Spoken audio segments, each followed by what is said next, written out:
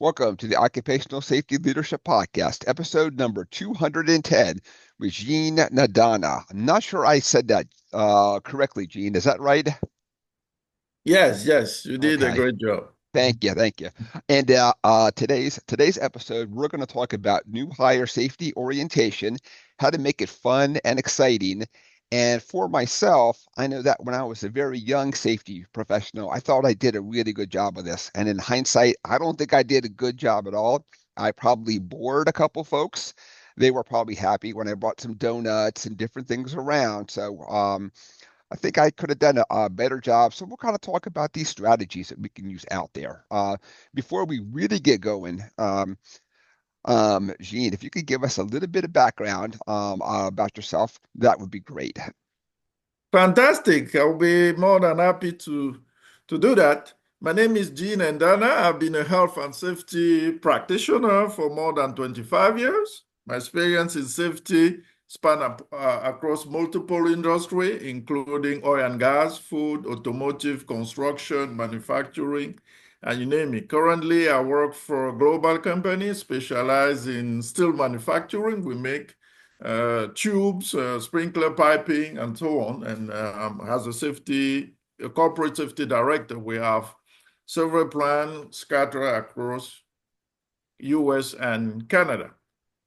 Yeah, I love being in safety and since days one, and because it's a profession where you learn every day and you cannot be bored. So I'm Mhm. happy to be here and to share my knowledge with your audience. Thank you. Thank you. Thank you, Gene. Thank you. Let's talk about safety orientation because it sounds like if you have plants in multiple places, you can't be in multiple places. So how do you kind of tackle having a consistent safety orientation at all of your facilities? That's a great question and a big one. First, you need to start with the basics. You need to be convinced that a new real safety orientation is important. Everything starts there. If you agree with me that is important, now you move to the second step. It is important. Why? Because you cannot just hire somebody and throw him to the wolf. That's the expression I do. If you don't No. train them, if you don't give them a proper neural safety orientation, you need to tell them a little bit about your organization, your facility, your plan. Where are the bathroom? What are the main risks associated with your plan? You need to tell them the cultural attributes of the safety management system you're trying to, to, to build. You need to let them know how serious safety is at your plan, what are the responsibility of any employee. You need to tell them that. It's your new orientation is your chance to to set the new employee on the right foot from the get-go. You need to tell them how important safety is for your organization. So Mhm. now, coming back to your question, how do you make it considered across multiple plants? You just need to have a program. You need to have a solid design, a solid neural safety orientation that is customized to each facility. Mhm. There are some common components that are needed, that are required Mhm. to be in your neural safety orientation. Maybe we're going to have a time to go to talk a little bit about those components. So you need to have those components in place, and you need to have a kind of a roadmap how you deliver neural safety orientation. I do this first, I do this second, I do this third, I do this fourth, and so on. So that's how, and you do it consistently. That's how you have a good neural safety orientation across multiple plants. Mhm. Okay, awesome. Very good. Let's talk about a couple of the core things that have to happen at all the plants, and then we'll kind of talk about a couple things that are very specific to the individual plants. Cool. Uh, Things that are required across the board are you need to the first thing first, before you start even developing your neural safety orientation, you need to do two things. You need to do a risk assessment Hmm. of your plan. You need to know the main specific risk that are present at your organization, at your plant, at your facility. That's the first thing you need to do. The second one you need to do to identify or define the cultural safety attribute of the workplace you're trying to build. That's the first thing you need to do. Hmm. That's what, if you identify the common risks that are present, that will help you to customize your new orientation for that facility. Next, after that, when you have new arrive, before they arrive, you need to set the room. You need to I call it the room setup. You need to identify a room that is conducive for learning. It's injury free, it's not cold, it's not too hot, it's not too cold, it's not noisy, it's injury free. That's the first thing. And second, you need to put things like name table. You need to put name in front of each seat. If you have two or five people, you need to have name, five name, the name tag. So, and you need to have things like a notebook. You need to have personalized PPE. For example, it's at your plan. You give new hire hard hat. You need to have a hard hat that is personalized there, so you have their name, a sticker put on the name there. You need to have those little things. So when the new hires arrive, they see that type of setting. I call it a VIP setting. Oh, okay. Hmm. What happened? They feel value, they feel special, they feel um, needed. They know that somebody was waiting for them. So that's why they took all these little things to do to prepare. Hmm. And they also feel that, hey, if this company takes time to prepare for these little things, so they will all, most likely they will be very, they will take time they will be serious about big things like safety, well-being, and so on. So these are, I can go on and on. I don't know if you want to. After that, you need to prepare. Even the trainer or the facilitator need to prepare itself, because sometimes we forget. If you want your training to be engaging, interactive, and so on, you need to be enthusiastic about your that training yourself. You need to Hmm. be passionate. You need to um, to be enthusiastic. You need to be passionate about that, and you need to know, to be knowledgeable about the content. Hmm. That's Right. These are the things that are required across all the board. You need to do that. And when you do that, you put new hire in the nice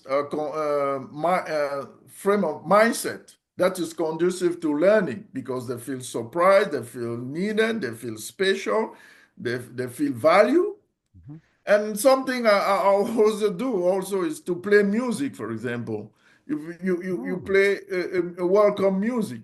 You make it a festive thing, because sometimes we only do, we organize maybe a little party when somebody is retiring. What about Hmm. organizing, making not a party, but playing a welcome music for somebody joining a company? You need to tell them, hey, Hmm. hey, David or Jean, we are happy that you join our company. We are so pleased, so happy to have you on board. So all these little things put new hire in the mental, emotional, psychological state to listen to you, to listen to the thing. I call it to prepare the soil, because I compare training, a good trainer like a good farmer. Hmm. What does the good farmer do before planting the seed? They prepare the soil.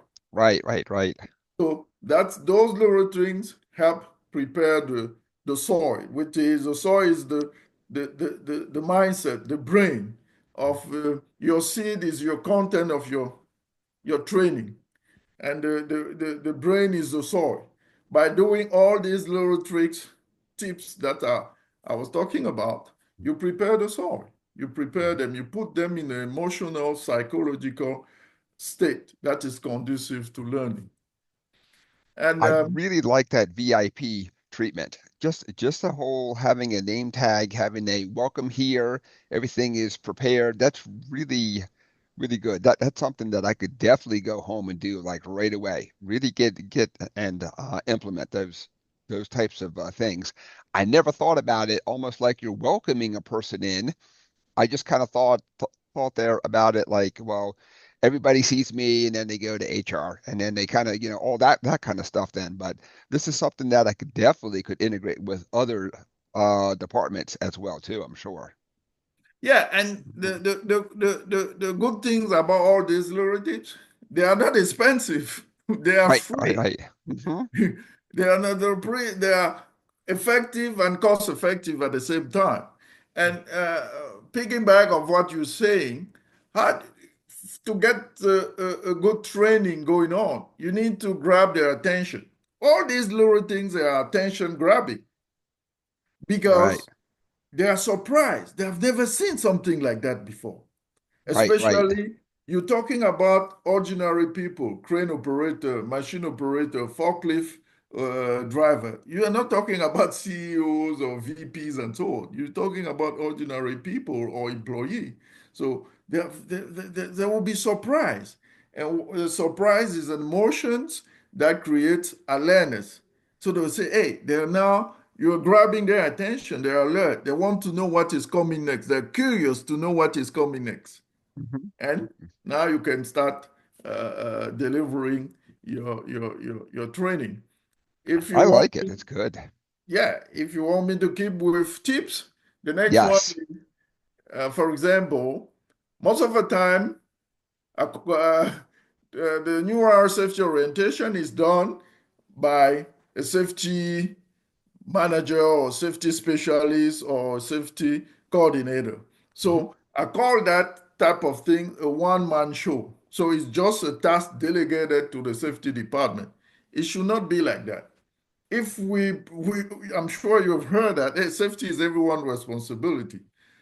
What is the best practical way to convey that message that safety is everyone's responsibility is by showing to a new hire that a lot of people within the organization are talking about safety, not only the safety manager or safety specialist or safety coordinator. So the first person you need to bring in your new hire safety orientation is the HR personnel because most of the time the port of entry of any organization is the HR Right. personnel. So, and they can talk about all this great stuff about benefit, compensation, all that.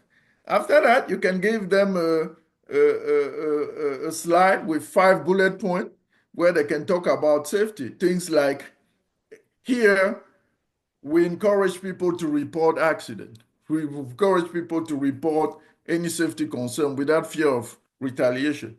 When Mhm. something like that is coming from HR department, and the people, the employee will believe it because most of the time when they call it to HR is to discipline you. Now HR is Yeah, giving right, you right. HR is telling you that it's okay here. We welcome you people that are raising safety related concern, that are reporting near misses, that are reporting hazard. Don't fear any retaliation. It's okay. HR can say that without being a safety professional. HR also can talk about the relationship quickly between absenteeism and safety. They can say, hey, we want you to always come on to work because when you are not there, somebody else, we may now find somebody else who's not as qualified as you to do your job, and maybe be doing that. That person may hurt themselves. So you need to come here. They can talk about um, cell phone use on the production floor if you have a cell phone policy, things like that. So 5 bullet point, and the HR is conveying the message that, hey, safety is everyone's responsibility. So another person to bring in is it's the hiring supervisor or manager. For Hmm. example, sometimes we forgot about them. The hiring manager can convey the message that, hey, during your probationary period, safety will be a key component when I'm doing your assessment. Safety is important to me, and safety should be important to you. Feel free to bring any safety concern. You need to wear your PPE. You need to follow safety rule. You need to do the new hire, the hiring manager or supervisor need to convey those type of messages. You can bring also a good one is recently hired employee. Let's say that somebody who has been hired has been with a company for 2 months. Hmm. This is your last year. You can bring that employee in. He's not going to be the body. It's not like the old knowledge of body system. No, Hmm. that recent hire will just come and share some insight, some pointers, some tips with this new employee to make him feel comfortable. Hey, I've been here for 2 months now. I like it here. Yeah, this company takes safety seriously. This is what I've been doing to familiarize myself with the workplace, to do this, do this. So the new person feel uh, welcomed by this guy sharing these tips with Hmm. with with him. You see, so these are the people you can bring in. So your new hire orientation should not be a one-man show. It should be a co-owned process. Many players need to be involved so you can cement the idea that, hey, safety is everyone's responsibility here. Hmm. Hmm. Another tips that you can do is uh, it's to a good one will be a new orientation is not the time or the moment to conduct detailed, lengthy safety training. No, so that's a big mistake I see out there. Tito, you have, let's say, especially nowadays where we are struggling to get machine operators. Hmm. And most of the people, we are hiring people that have never been in a manufacturing setting or environment. This is their first experience. Tell me, David, if you put a 30-minute or 40-minute video about lockout target or confined spaces, that new employee won't get, will not retain that. It's Right. too much. He's coming from Jimmy Jones or McDonald's, has never been a Marine, and you give him no. What you need to do is to give what I call punchline, just Okay. bit size of information, something basic awareness that you can build upon later on. Okay. For example, for lockout target, instead of giving him a lengthy, detailed training about lockout target, you show him picture of the lock, the tag, and you tell him, if you're out there, you see this, don't touch. Hmm. Somebody's life is at stake here. And that's more than enough to keep that employee safe when it comes to lockout target. If it's confined space, you show them a confined space sign and say, if you're out there, you see this sign, confined space, do not enter. You don't need to go in detail. There are two types of confined space. This is a definition of a confined space. This is, you have, you need to, there are three types of people involved. The responsible supervisor, the attendant, he won't retain all that. It's too much. So most of the time, new orientation I call it death by PowerPoint or by off-the-shelf safety videos. Hmm. You don't need that. We learn best, especially adult. when we learn the list, bit size of information spread over time. That lead me to the next tips, which is don't make it a one-day event.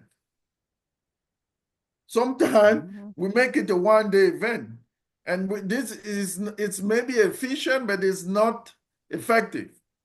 If you just want to check the box, yes, make it a one-day event. So you cramped days of days worth of information in less than one day, or we don't learn like that. You need to give them punchline, bit Mhm. size of information, and that they can digest easily. So we learn best when we learn the list. So if let's say that currently at your company you spend 4 hours for your new orientation, if that's what they give you, that's fine. Break it out in 4 days, each 1 hour each day. That will be more Hmm. effective Mhm. than Mhm. to have that employee sit there for 4 hours trying to get process a very huge amount of information. Mhm. That won't be possible. You need to for 1 hour, you send them. This is what I was doing. Let's say that is 4 hours. They gave Mhm. me. I said, okay, I will use 1 hour each day for 4 days. The first day they come, I gave them we do a training orientation for 1 hour. I Mhm. send them, I release them, they go on the floor. I tell them to come back the following day, 1 hour before the end of their shift. That's where I can ask them.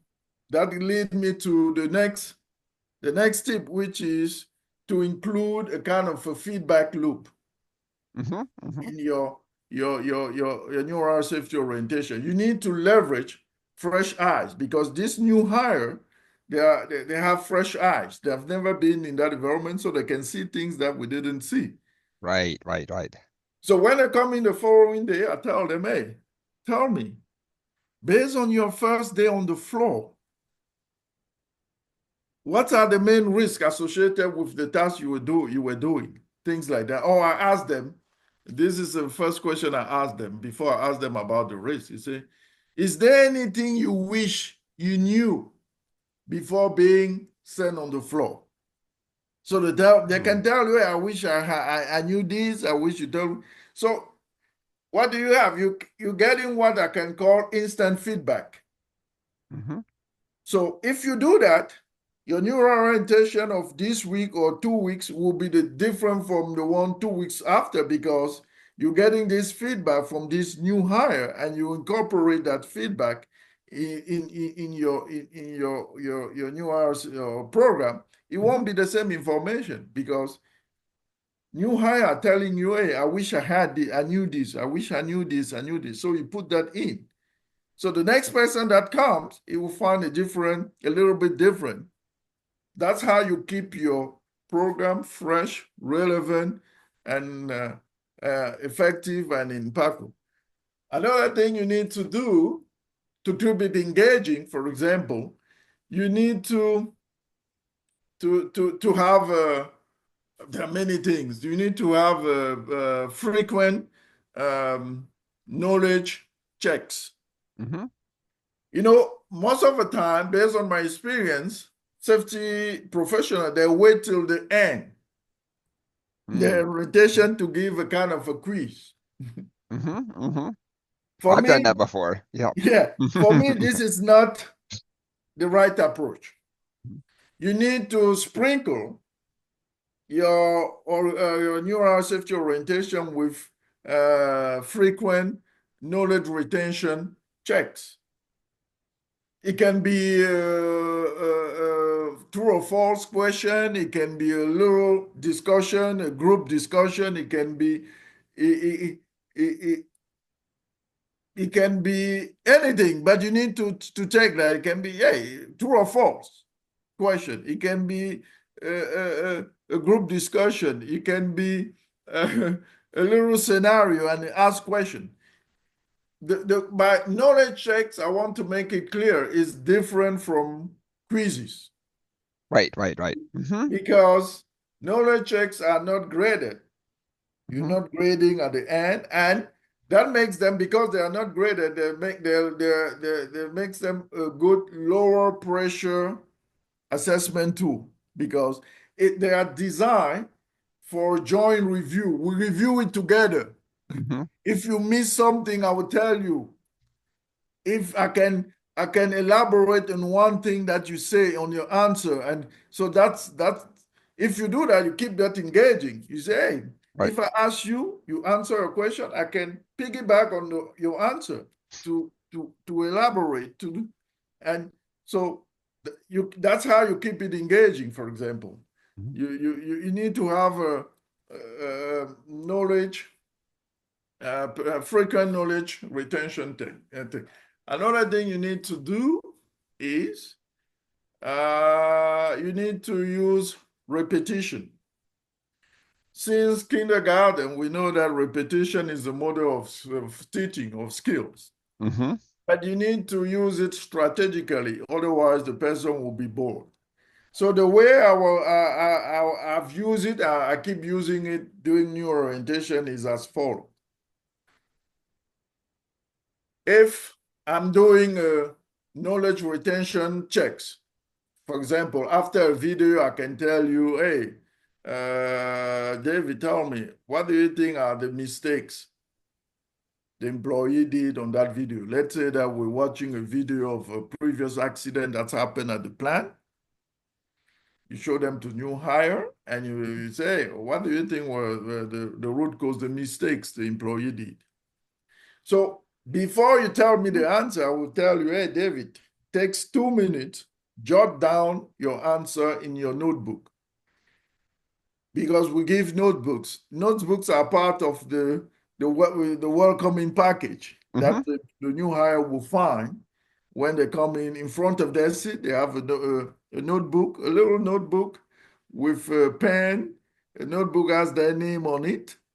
So I tell, hey, take 2 minutes or 1 minute, depending. Jot down your answer in your notebook. After 2 minutes, I tell you, hey, David, tell me, what are the mistakes the employee did? Now you're reading back to me your answer that you Hmm. wrote down. And what I do is that I write those answers on the flip chart or on the board. Hmm. So you can see that the same information is handled at least 3 times. The first time is in the employee head, they wrote it down, they jotted it down. Hmm. Second time, they're reading it to me. Third time, I'm writing the information while reading on the board. So we are using all the senses almost. Very So good. that's how you increase your retention rate because the same information is repeated at least 3 times. So that's why I say you need to do repetition, use repetition creatively. And so that's I have do I need to keep going?